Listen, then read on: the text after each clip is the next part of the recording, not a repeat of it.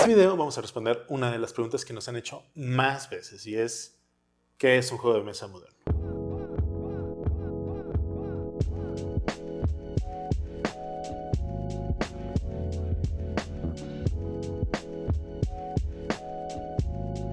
Mucha gente nos ha hecho esa pregunta en el tiempo de vida que tenemos como la Matatena acerca de qué son los juegos de mesa modernos.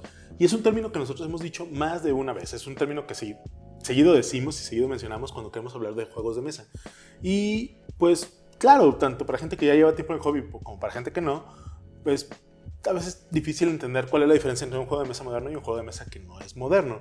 Y incluso hace poco, cuando comenté en un grupo de juegos de mesa, un grupo de Facebook de juegos de mesa español, un cuate muy snob me empezó a criticar por yo utilizar la palabra o el término juegos de mesa moderno. Pero hay una razón por la que la estoy utilizando, por la que normalmente se utiliza ese término en lugar de solamente decir juegos de mesa. Y esa razón involucra alemanes, cerveza, juegos de mesa, obviamente, y un posavasos. Entonces, antes de definir qué es un juego de mesa moderno, vamos a hablar de qué no es un juego de mesa moderno. Y esto es bastante sencillo. Primero que nada, entender que durante mucho tiempo hubo juegos de mesa como muy clásicos, populares, que no sabemos quién los creó. ¿Como cuáles? Bueno, pues el ajedrez, el Senet, el Schach, el Mancala, todos estos juegos que considero, bueno, juego real de Urset, todos esos juegos que no sabemos quién fue la persona que los inventó, sino que formaban parte de la cultura popular de una cultura o de cualquier otra cosa, ¿no? Pero eran juegos que podías tener y, pues sí, nadie sabía quién los había creado, simplemente eran juegos que ahí estaban y que a veces cambiaban de reglas de un lado a otro, ¿no? Pero todo esto empezó a cambiar gracias a la revolución industrial, a la imprenta y a esas cosas, que logró hacer que ya hubiera empresas que pudieran dedicarse a crear juegos de mesa en serie o en masa, ¿no? Y ahí fue cuando surgen empresas como Milton Bradley o como Parker Brothers, que empezaron a crear juegos de mesa como pum, pum, pum, pum, pum. Y una de esas empresas, muy famosa, hoy en día es muy famosa porque tiene un producto que nosotros conocemos como la cinta Scotch como la cinta autoadhesiva, y esa empresa se llama 3M. 3M se llama así porque es el Minnesota Manufacturing Mining and Manufacturing, o sea, la empresa de Minnesota de minería y de manufactura. Y ellos durante algún tiempo también crearon juegos de mesa. De hecho, crearon juegos de mesa bastante buenos. Y ahí es donde entra un diseñador muy famoso, Sid Sackson, el creador de Acquire y de Bazaar y de otros juegos muy famosos. Él, junto con 3M, crearon una serie de juegos llamados como los clásicos de no sé qué, que parecían libros. Entonces tú los puedes meter en tu librero y se veían muy bonitos como libros. Y mientras creaba esto, a él dijo, bueno, pues ¿por qué no me dejan a mí firmar mi juego de mesa? Porque un juego de mesa, él decía que un juego de mesa es como una obra de arte y se debería permitir al autor poder firmarla, ¿no? Y él se quedó con esta idea y fue alguna espinita con la que se quedó muchísimo tiempo. Y creo que esto nos va a decir un poquito de qué estamos hablando.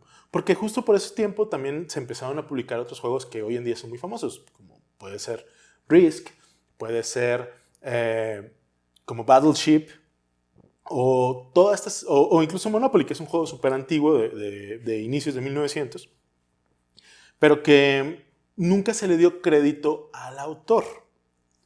Entonces, aquí es cuando todo empieza a cambiar. ¿Por qué? Bueno, y aquí les tengo el dato precisamente para no estarles mintiendo, porque todo cambió en la feria del juego de Nuremberg.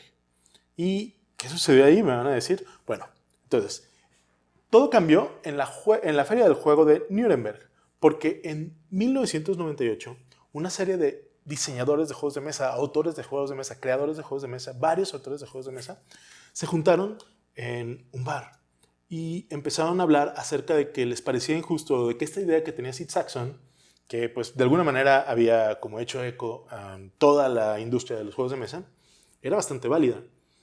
Y entre ellos se encontraban, bueno, varios nombres, ¿no?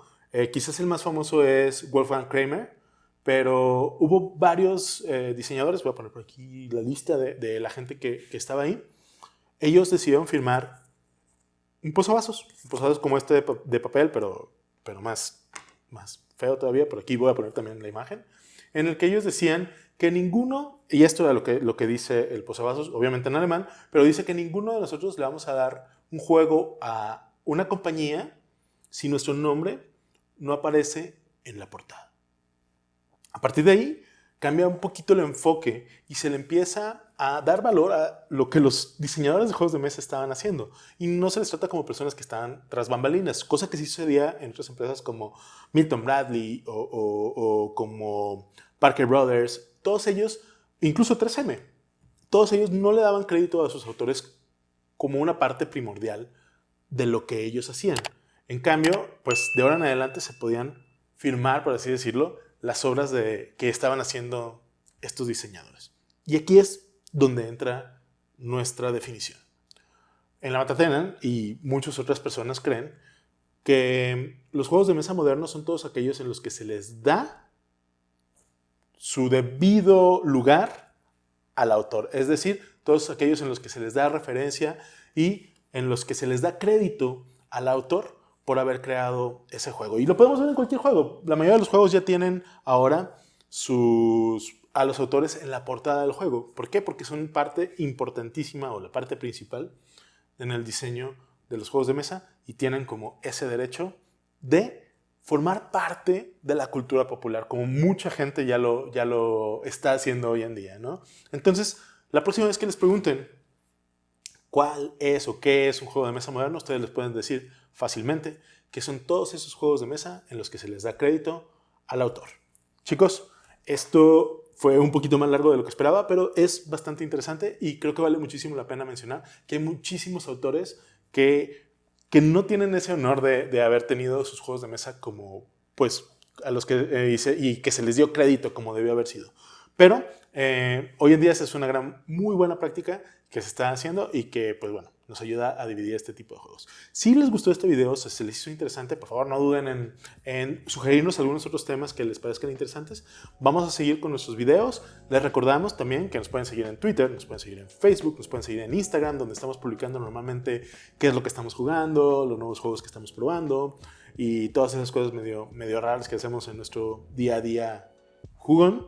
Y también nos pueden acompañar en nuestro canal de Discord, donde también platicamos, discutimos y planeamos para jugar juegos en línea con la gente que nos escucha y nos ve. Así que díganos, ¿creen ustedes que esta es una buena manera de definir a los juegos de mesa que se juegan hoy en día, que ustedes y yo conocemos y que ustedes y yo jugamos?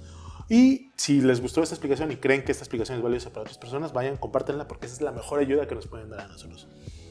Yo me despido, no sin antes decirles y desearles que jueguen bien, que jueguen mucho, que sigan viendo.